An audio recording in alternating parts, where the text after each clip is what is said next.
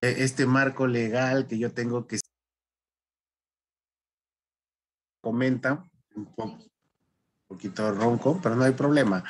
Vamos a hablar el día de hoy, pues, de la ley de contrataciones del Estado, evidentemente aplicado a lo que es la gestión de las obras, ¿no? A lo que es la gestión de las obras, está orientado, el curso tiene la finalidad, más que todo, de reforzar los conocimientos que ya han llevado en pregrado, ¿no? Que ya hemos llevado en pregrado, entendiendo, pues, que la ley va cambiando, los procesos se van actualizando, y cuáles son este marco legal que yo tengo que seguir en obra, que desde mi punto de vista he encontrado muy buenos profesionales residentes en obra, que son buenos ejecutores, pero han dejado un poco de lado la parte contractual y lamentablemente han tenido problemas en las obras, ¿no? Desde eso es lo que se ha notado, y esta capacitación va dirigido prácticamente a ellos para que no tengan esos inconvenientes, por ejemplo, en cuáles son los procedimientos para pedir una ampliación de plazo, una prestación adicional, cuándo tengo que cambiar a un profesional, cuándo no lo puedo hacer, cuándo se paraliza la obra, o cuando inicia. Uno de los errores comunes, aunque siempre he encontrado, es que llego a la entidad, me encargan, pues, coordinar algunas obras, pregunto cuál es la fecha de inicio, el residente dice una fecha, el supervisor dice otra, y por resolución hay otra. Entonces todos esos problemas, si nos ordenamos, todos están enmarcados ya en nuestra norma. Entonces no tendríamos ese tipo de inconvenientes, ¿ya? No tendríamos ese tipo de inconvenientes. Bien, entonces, ¿qué se va a ver en este curso? Prácticamente se ha marcado en 4 sesiones que vamos a llevar, digo, en 4 módulos que lo vamos a llevar en 3 días. Primero, el día de hoy, vamos a hablar del marco normativo, ¿ya?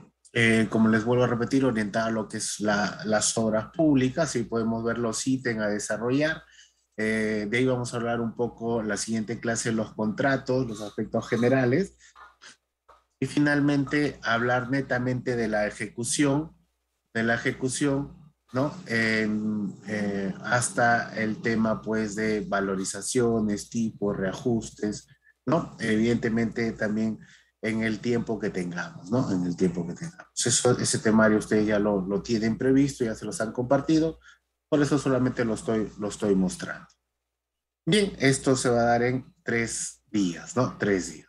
Bien, vamos a iniciar hablando, pues, del marco normativo, de lo que engloba las obras públicas. Ya, yo no me presenté, como me dice, soy el ingeniero Lorti, yo soy ingeniero civil y me desempeño, pues, en el área de como supervisor o como residente de obras durante este tiempo, ¿no? Durante este tiempo. También he participado en la parte, desde la parte de la gestión, ¿no? Bien, vamos a hablar el marco legal de las obras públicas, y lo que hay que entender es que el Estado a través de sus tres gobiernos, no local, regional, ¿no? Tiene una necesidad. ¿Cuál es esa necesidad del Estado? ¿No? Prácticamente tiene una necesidad de contratar algunas cosas, y en realidad el Estado contrata 3 tipos de cosas, 3 tipos de objetos. Contrata bienes, contrata servicios y consultorías, y contrata obras. ¿Ya? El Estado tiene esa necesidad de contratar. ¿Para qué? Para satisfacer, ¿no? O mejorar las condiciones de vida de los ciudadanos. ¿Ya? Entonces, tiene esa necesidad. Entonces, nosotros, de los 3 objetos que va a contratar el Estado, nos vamos a abocar a la parte de obras. Evidentemente, para esto tiene que haber una regulación, ya que estamos hablando de dinero público, ¿ya? Entonces, va a haber una norma ahí que vamos a tener que tener en cuenta. ¿Para qué se realizan estas contrataciones? Bueno, lo acabo de mencionar, para satisfacer la necesidad pública, para alcanzar resultados en beneficio de la población, para satisfacer un fin público. ¿no? Un fin público. ¿Qué sería entonces esa finalidad pública? Es el interés público que se desea satisfacer con la contratación y que está ligada o relacionada a la naturaleza de las funciones de la entidad, ¿no? En concordancia con sus objetivos estratégicos. ¿Ya? Puede de repente la compra de algún equipo de salud, una carretera, de repente un puente, ¿no?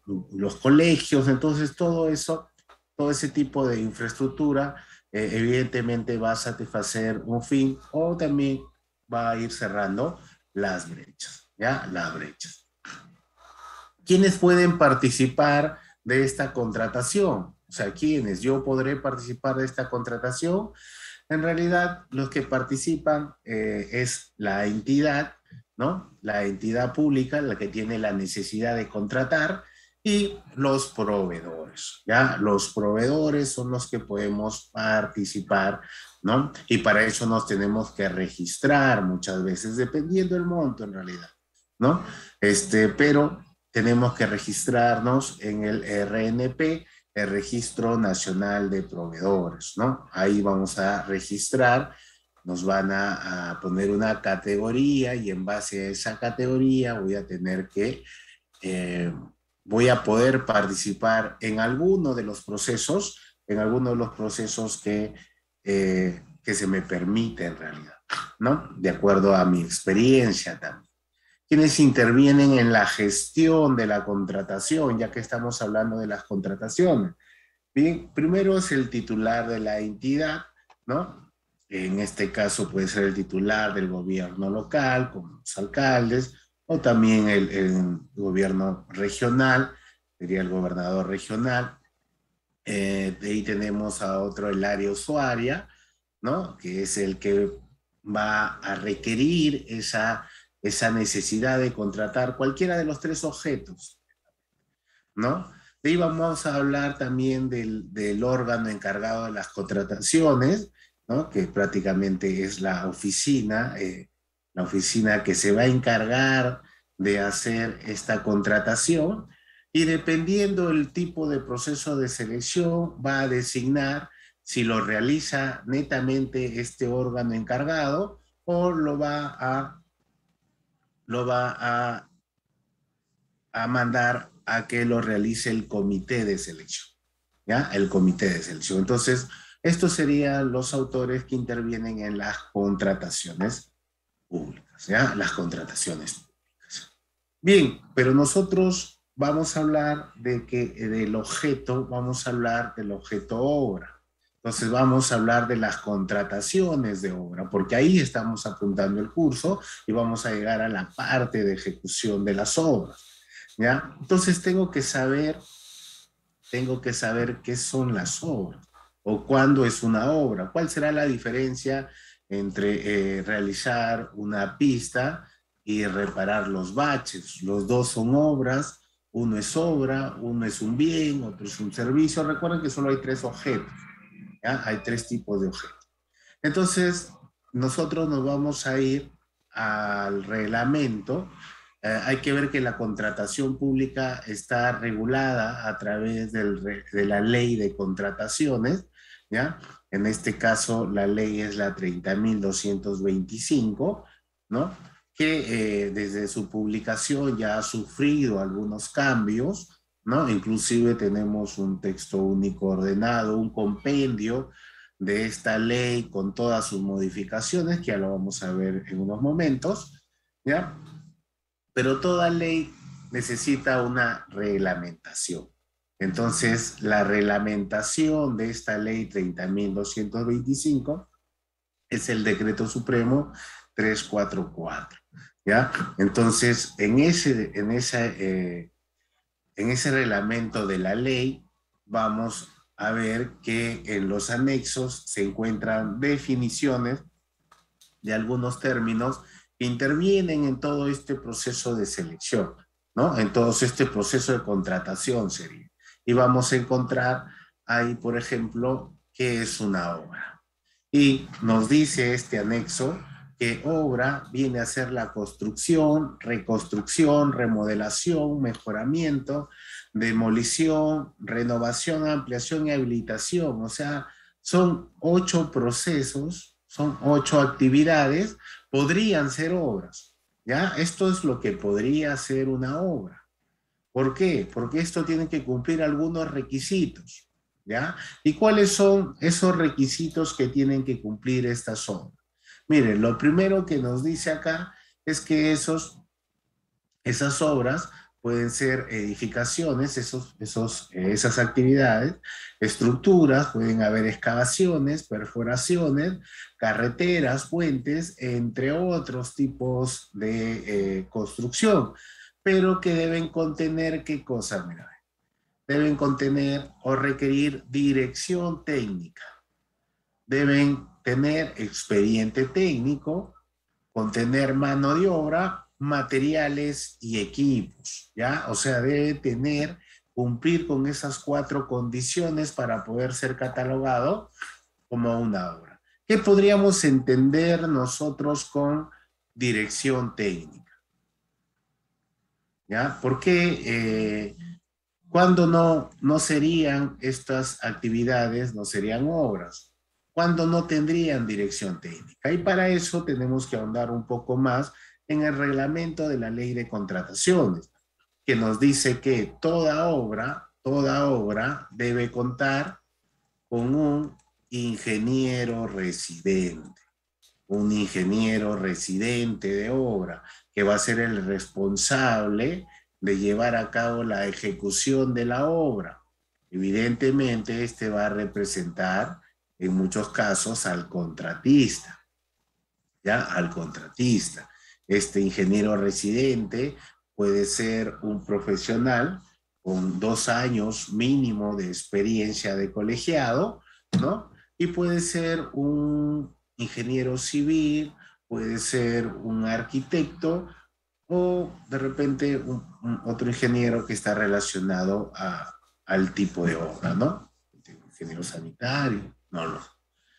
¿Ya? Entonces, ese sería contar con dirección técnica, ¿ya?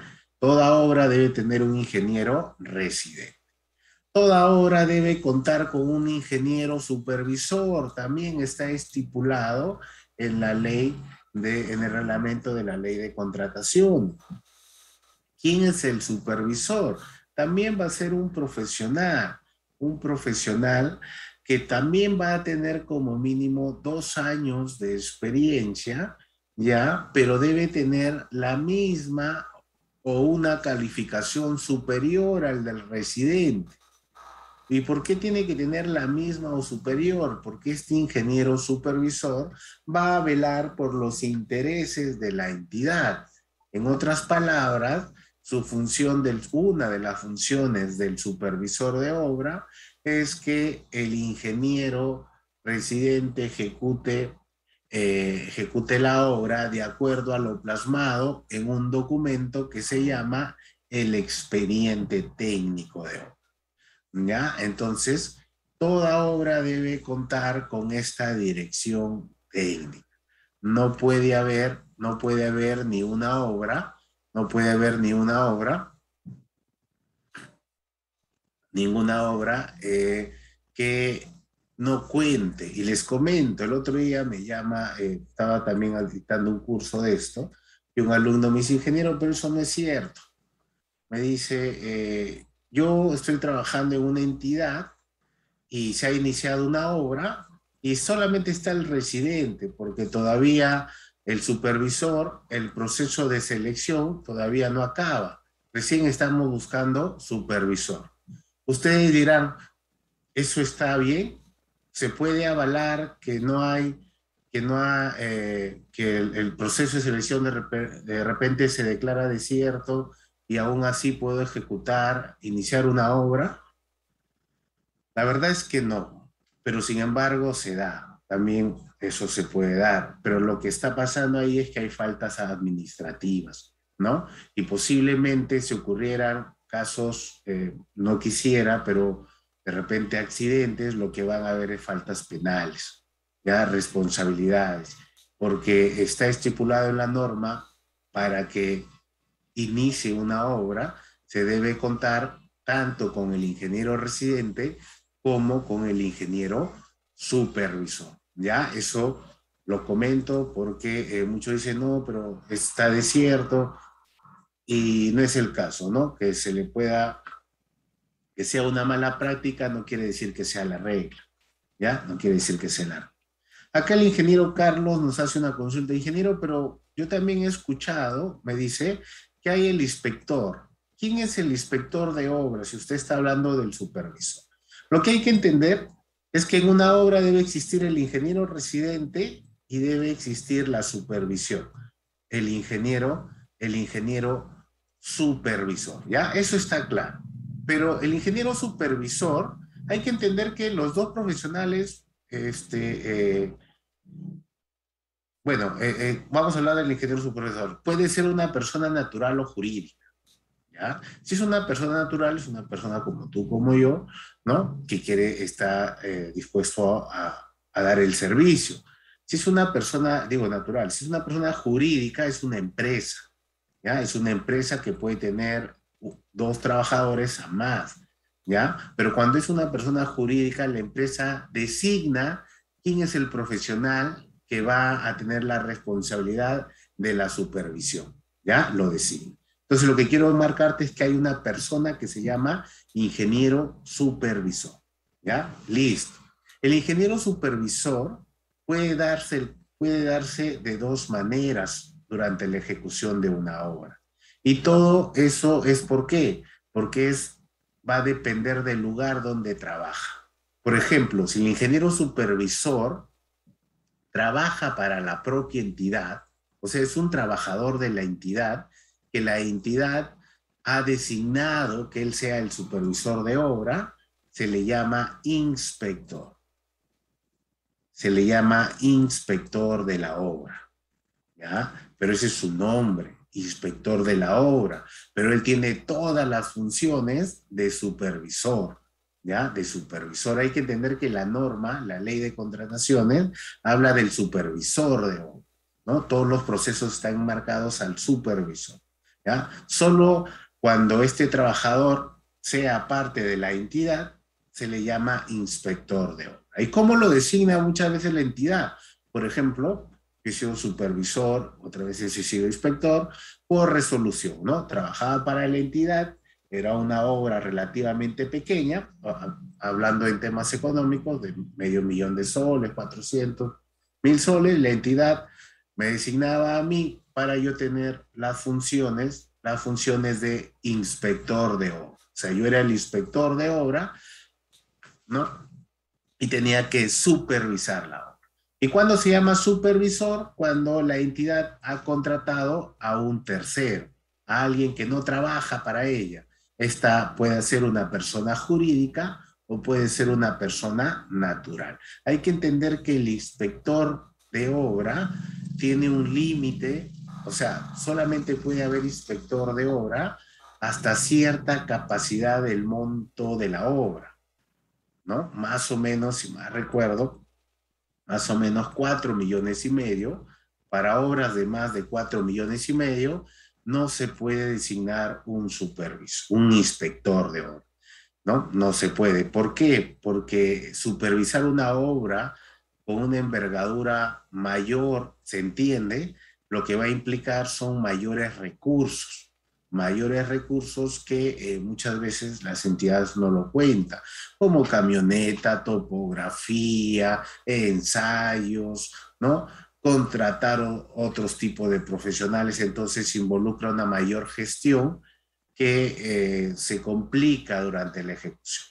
¿Ya? Este monto está en función, pues, al presupuesto anual, ¿ya? Pero más o menos era 4,5 millones. Pero también hay otro caso donde se ha visto que la obra es de 15 millones y la entidad ha designado un inspector, ¿no? Entonces vamos viendo que a veces no se cumple con lo establecido, ¿ya? Con lo establecido. Bien, ¿cuáles serían estos tipos de obra? ¿no? Estas obras, bueno, ahí vemos con lo que debe contar, ya lo hemos mencionado, deben darse un bien inmueble, un expediente, contar con un expediente técnico, dirección técnica, mano de obra, materiales y actividades diversas. También podemos ver una opinión del OCE, una opinión del OCE, donde nos va a mencionar qué es una obra. Y recalca, pues, o reafirma lo que ya hemos visto, ¿no? Nos menciona en realidad 3 puntos para que esa actividad se califique como una obra y estas deban desarrollarse, dicen, bienes inmuebles. La segunda es requieran dirección técnica, expediente técnico, mano de obra, materiales, equipos, prácticamente lo mismo. Y la última sí es diferente a la anterior y dice guarden una relación de semejanza, guarden una relación de semejanza con las actividades listadas, ¿ya? Con las actividades listadas.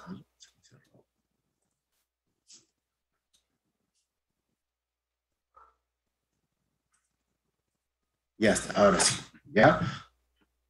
Esto se encuentra también dentro del reglamento. ¿Ya? Entonces, eso nos hace ver, consultarles a ustedes. Por ejemplo, alguien ha visto en obra, o bueno, disculpen, alguien ha visto ahí por las ciudades que están limpiando las carreteras, ¿no? Hay muchos personal, mujeres y hombres, están barriendo carreteras, ¿no? Están haciendo mantenimiento rutinario, bueno, mantenimiento vecinal en estos momentos. La pregunta sería, ¿eso será una obra o será un bien o será un servicio? ¿No? Ustedes, ¿quién tiene, si alguien les ha preguntado, ¿no? Algunos dirán, eso es una obra, ¿no? Eso es una obra porque están trabajando. Es un servicio, ¿no? Acá Adriana nos dice es un servicio, ¿no? ¿Y por qué es un servicio? Porque de repente no va a cumplir con los requisitos de la norma 070. ¿Cuál es el requisito que no cumple ese servicio? Es lo que hemos mencionado. Ellos cuentan con un expediente técnico, ellos cuentan con un residente de obra, ellos cuentan con mano de obra, ellos cuentan con, y se da en una parte, en un bien inmueble, algo fijo, ¿ya? Pero muchas veces no cuentan con supervisor, cuentan con un coordinador, cuentan con alguien que ha designado para ver muchas otras actividades. Hay que recordar que la función de supervisor, me olvidé de mencionarlo, es al 100%. O sea, si a ti te han designado ser supervisor, tú no puedes tener otra actividad. Tienes que dedicarte al 100% a supervisar la obra. ¿Ya? Y solamente para comentario, para terminar, ese tipo de mantenimiento ordinario vecinal en función al decreto 070, ¿no? Y nos dice que es un servicio, ¿no? Que se va a dar cada 2 años, posteriormente 3 años de vecinal y se va a volver a dar mantenimiento a las carreteras. Bien, acá de manera rápida, solamente, a ver, respóndanme, ¿esto será una obra? La primera foto es una limpieza de cauce. Limpieza de cauce de río. Normalmente yo estoy en Chimbote, tenemos un río por acá, y más o menos en las temporadas, por noviembre, más o menos por esos meses, octubre, noviembre, hacen limpieza. ¿Eso será obra o no será obra?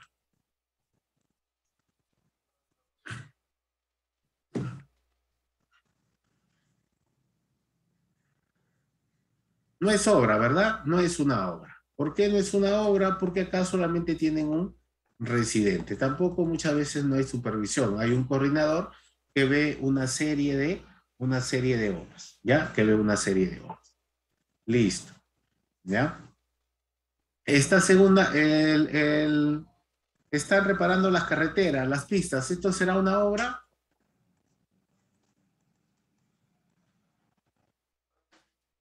Reparando pistas.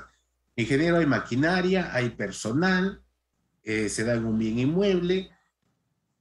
Esto no es tampoco. No es tampoco. Por ejemplo, yo estaba trabajando acá en la provincial y cómo nosotros realizábamos esta actividad que se da todo el año, ¿ah? Todo el año se da esta reparación de pista. Lamentablemente así es, se da todo el año, siempre las pistas están malogradas.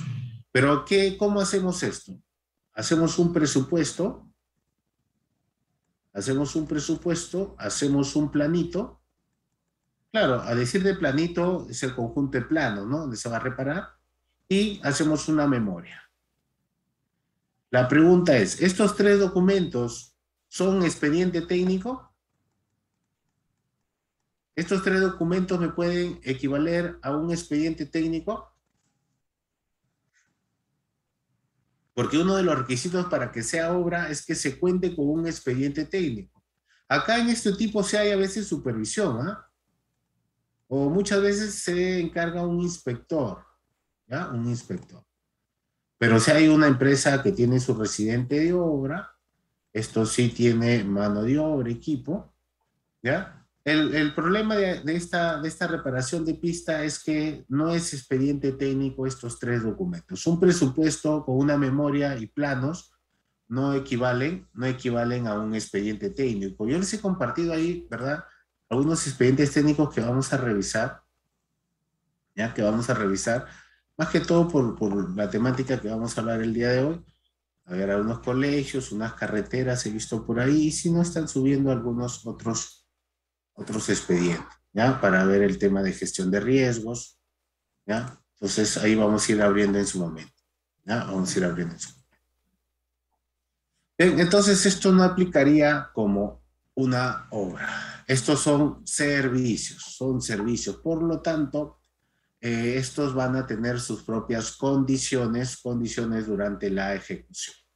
Ya está. El marco legal que yo debo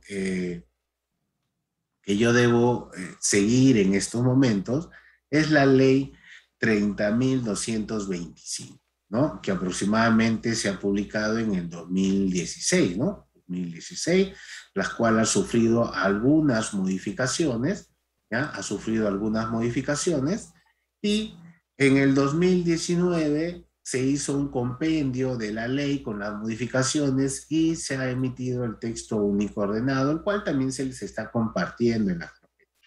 ¿Ya? Se les está compartiendo en la carpeta. ¿Ya? Entonces tenemos una ley de contrataciones. ¿Ya? También vamos a tener una reglamentación. Y la reglamentación de esta ley es el Decreto Supremo 344 del 2018, que entró en vigencia en enero del 2019, ¿no? Casi al mismo tiempo, ¿no? Ya este reglamento de ley ha tenido 3 modificaciones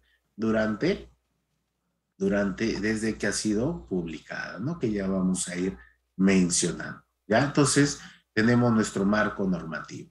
Ustedes miran, ingeniero, pero hay obras que han tenido procesos de selección anteriores a esta norma. Ya, ellos deben contar con sus mismos procesos. Hay que entender que la ley no es retroactiva, o sea, no es que salga la ley en este punto y esto aplica a las obras pasadas, no es así, más bien la ley sale y aplica solo desde su vigencia en adelante, ¿ya? Aplica solo desde su vigencia en adelante. ¿Listo?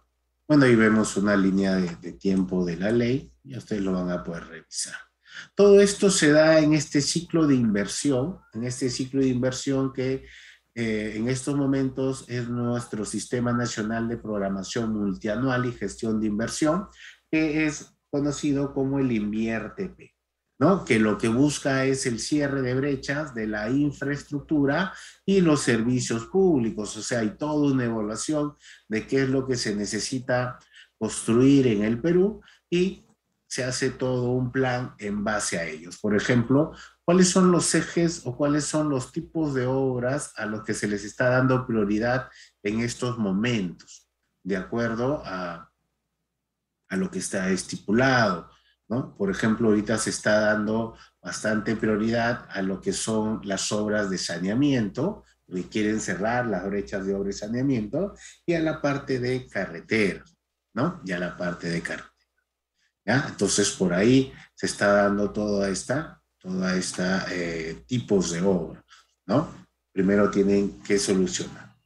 Bien, como eso era el marco normativo. Como punto 2, vamos a ver que las entidades pueden ejecutar obras, o sea, pueden cubrir esa necesidad de ejecutar obras de dos maneras. La primera es por ejecución presupuestaria directa o administración directa. Esto es cuando la entidad la ejecuta ella misma. Cuando la entidad dice, yo tengo la capacidad de ejecutar un proyecto y lo voy a hacer, evidentemente, llevando la gestión desde, desde este gobierno local. ¿Ya? Y la otra manera de ejecutar obras es por contrata. Es cuando la entidad busca una empresa especializada con que cumpla ciertos requisitos, que tenga ciertas condiciones y le pide que ejecute la obra. ¿Ya? Evidentemente, también se le va a supervisar, porque no se va a esperar a que se obtenga un producto pues que no es el deseado. ¿Ya? Entonces, esas dos. Cada una de estas